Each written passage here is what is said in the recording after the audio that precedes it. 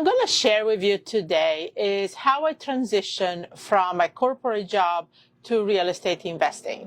And I know a lot of you can relate to that because you're looking maybe to quit your job or retire from your job, but you have never really been an entrepreneur or especially a real estate investor. Well, this is back in 1995. I was working in corporate America as a financial analyst in metal commodities. And I had one of those cubicle jobs, staring at the same three walls all day. And I decided, and I was doing real estate before, but very part-time, kind of on the side. And I decided at this point that I wanted to transition to real estate investing full-time, because even with part-time, at that point I was making 3 times more money in real estate than I was doing in my corporate job. So how did I do the transition? Well, what I did, the first thing I did is set a deadline. I gave myself a deadline by when I was going to do this transition. So at that point, it was 6 months. It was in June of 1995. I said by the end of the year, I want to be in real estate full time. So that's the first thing I did. The second decision is to set how much money I wanted to make every month.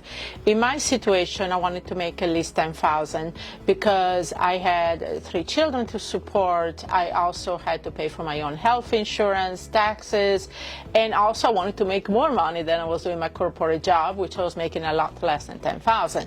So with that said, I had to create a business that would give me that type of cash flow monthly.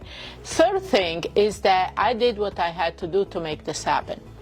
So basically is I was making phone calls on my commute and back and forth to work on my cell phone. I was taking my lunch and eating lunch in my car and make phone calls. I would put the kids to bed at 7:30 in the evening, so at least I had an hour and a half to do what I needed to do.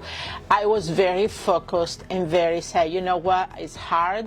I was working 5-6 days a week. I had 3 small children. On top of that, I was finishing my master's degree in an MBA.